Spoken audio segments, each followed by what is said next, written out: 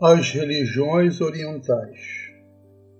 Será que todas as almas de Israel só chegaram em um mesmo lugar? Será que não nasceram em outros lugares, mas com outras designações? Será que um índio da América do Norte, Central ou do Sul, que muitas vezes denotam profundidades espirituais, poderiam ser portadores de almas equivalentes às de Israel, ou elas mesmas? Será que a filosofia védica do hinduísmo carrega os sentimentos, conhecimentos e profundidades das almas de Israel, ou seja, lá qual for o seu nome? Será que o budismo, um dos elementos e herdeiro da Vedanta e hinduísmo, não participe na sua elaboração das mesmas almas equivalentes a Israel? Nos parece razoável que sim, mas se não, carece de explicação. Conta-nos a Torá e o Midrash que após a morte de Sara, Abraão casou-se com mais uma esposa chamada de Quetura, mas o Midrash frisa que essa mulher era nada mais nada menos que a própria Agar, que voltou para conviver com ele, cujo novo nome, Quetoret, significava insensada ou amarrada, da mesma raiz, significando amarrada a condição de estar presa a ele, talvez mesmo por amor, mas o Midrash não esclarece isso. Desde o início, Agar é mencionada no Midrash como a filha do faraó daquela época de Abraão, sendo mencionado que o faraó havia falado para ela de que seria melhor ela ser serva da casa de Abraão do que ser uma princesa no Egito. No texto de Bereshit, Gênesis 25:1, obtemos, abre aspas, e Abraão tomou outra esposa e seu nome era Quetura, e ela lhe deu Zinram, Jokshan, Medam, Midian, Gisbar e Shuá. E Jokshan gerou a Sabá e Dedã. Os outros filhos de Dedã foram Assurim, Letussim e Leumim. E os filhos de Midian foram Efã, Éfer, Enor, Abida, Eldaá, e todos esses eram filhos de Quetura. E Abraão deu tudo que ele possuía a Isaque. E para os filhos das concubinas de Abraão, Abraão deu presentes. E ele os mandou embora de seu filho Isaque, enquanto ele, Abraão, ainda estava vivo, para o leste e para a terra do leste. As terras do leste é a Índia, onde passaram a ser conhecidos por Abramim ou Brahmin. Na realidade, essa metáfora diz respeito à chegada das almas em estados elevados e da mesma semente de pai elevado, sendo da mesma raiz abrâmica que chegaram simultaneamente em vários lugares, pois já teriam cruzado as realidades e estariam prontas para a sua peregrinação pelo nosso mundo, exatamente como ocorrido na metáfora de Abraão.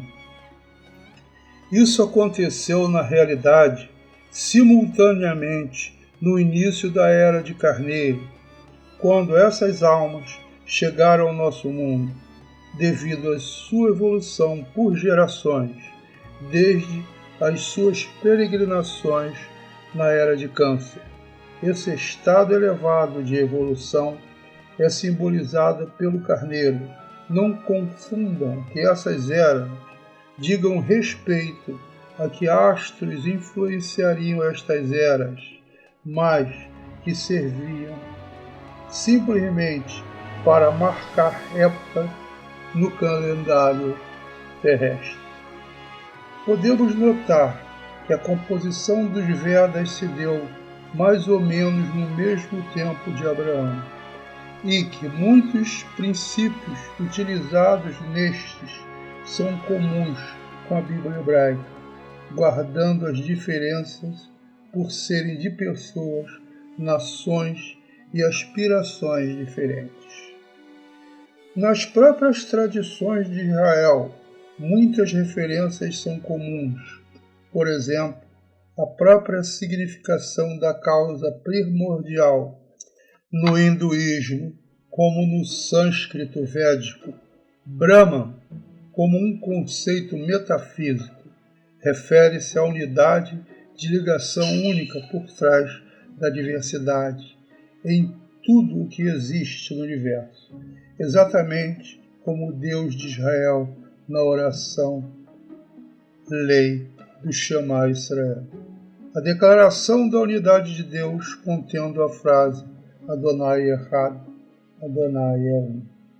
Sidiaos como luz do dia, luz brilhante e perene, e mesmo a de incognoscível, encontrada paralelo a Or Ein Sof, luz sem fim, ou luz infinita, ou mesmo na autodescrição de Deus a Moisés na sarça ardente, como Arye, Axé, Arye. Fui o que serei, serei o que fui, fui o que fui, serei o que serei, sou o que sou, etc. Onde os verbos, no começo e no final, são de tempos como se fossem indeterminados, terminando a conversa com Moisés em simplesmente como: diga para eles que o que sou te enviou, mostrando a completa incognoscibilidade de Deus. Digno de nota, Brahmin ou Brahmani significa sacerdote védico quando traduzido para o português. Vejam que a aparição desses deuses como seres incognoscíveis se deu em seus lugares de nascimento, cercado de deuses profundamente objetivos e primitivos e com propósitos fundamentalmente materialistas, e que os textos primordiais da tradição da Torá e dos Vedas em que foram revelados foram elaborados por sábios com conceitos revolucionários e transcendentais para a sua época.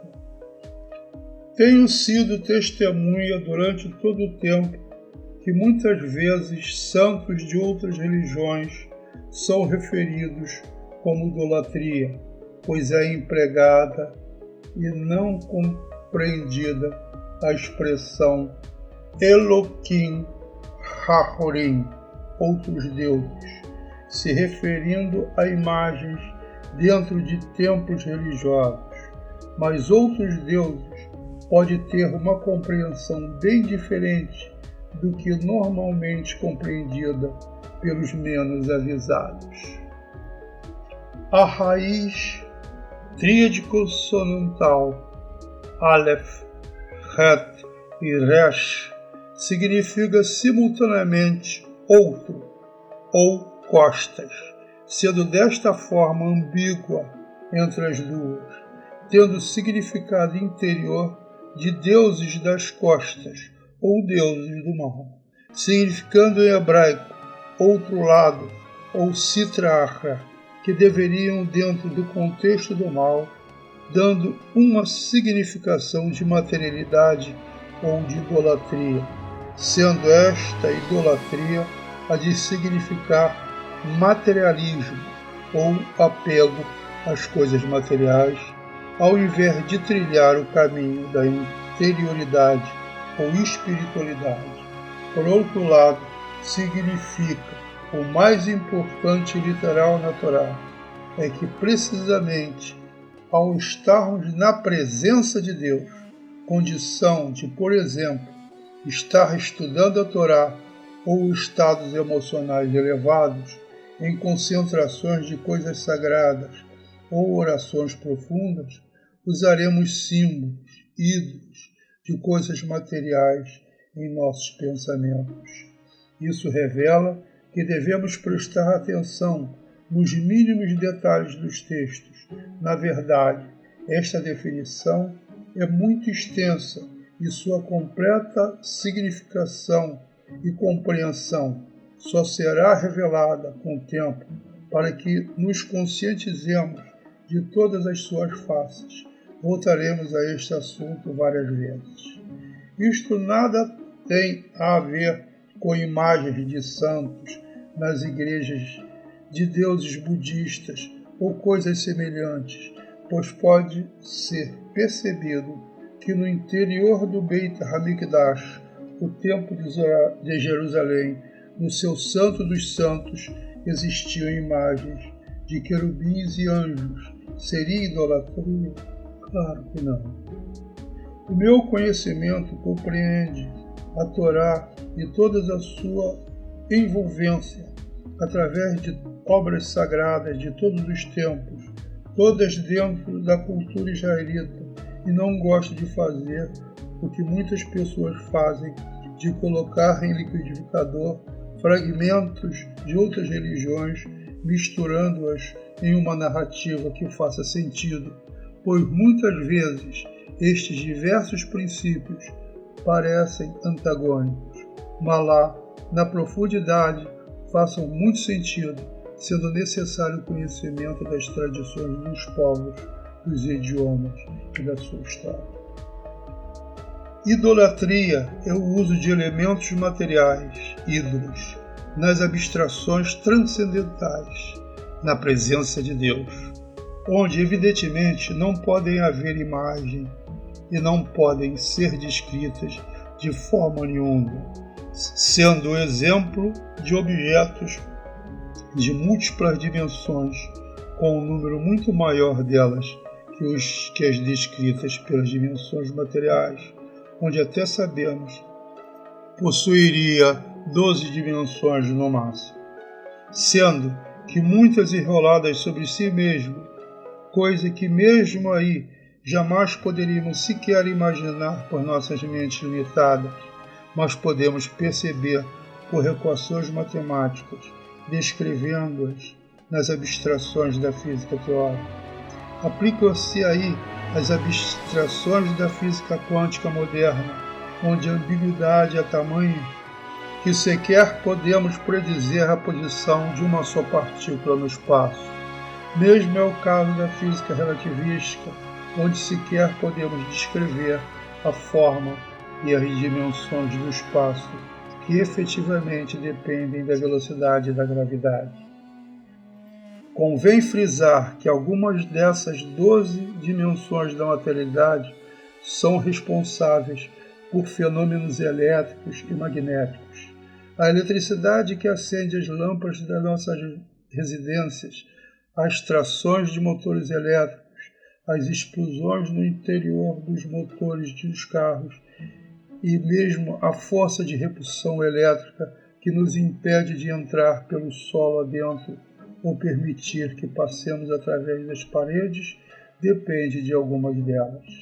Vemos aí que até na física moderna e na matemática, a idolatria é um pecado mortal, pois não poderia ser estendido para dimensões mais sutis das realidades, mesmo sendo estas materiais, espirituais ou mesmo divinas. De que forma poderia ser representada atração ou repulsão elétricas, cordas amarradas em torno de elétrons e prótons puxando uns para os outros, imagens do mundo físico simplesmente e definitivamente não servem para descrever causas fundamentais e espirituais.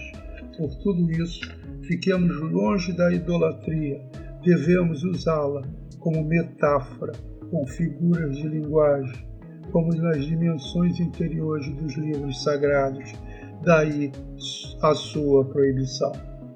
Precisamos ter consciência de que nosso ou os nossos universos e além, têm causas fundamentais e que o Deus único, descrito da Torá oral como Or Ein Sof, luz infinita, é uma realidade fundamental, sendo una e infinita e que descende em múltiplas contrações, Tzimtzumim, a uma realidade de diversidade.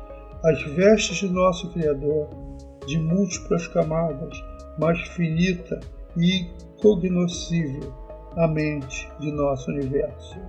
Parte de sua mais alta fundamentalidade, mas nada tendo a ver com a propriedade de uma religião ou filosofia de determinados povos ou etnias.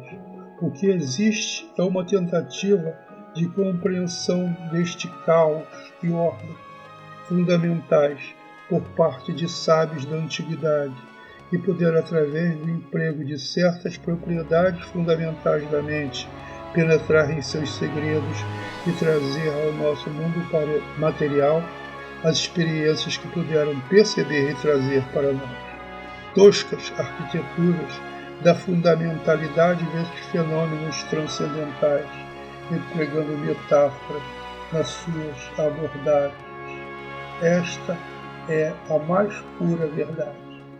O que temos que entender é que hoje a física moderna já compreende que parte mais importante das dimensões de Or Ein Sof, luz infinita, é a informação e fundamentalmente a mente. E como já disse anteriormente, parte de mim é o meu povo, Yaakov, significando em uma de suas interpretações que uma parte fundamental de Deus é a alma divina, que consequentemente a raiz da vida. Essa frase também não significa que Deus esteja dizendo isso no sentido do objeto que estamos acostumados como fala, mas é uma figura de linguagem que nos informa o relacionamento entre a mente universal e a luz infinita. Devemos ter em nossas mentes o que é dito pelos sábios da Torá, que de todos os tempos Deus não fala com os homens. Finalmente, faço as perguntas: transcendemos a morte? Ou melhor, existe vida após a morte? A resposta é simples: a morte não existe. O que existe é a vida. Estamos sempre vivos. Discutiremos isso amplamente no próximo vídeo.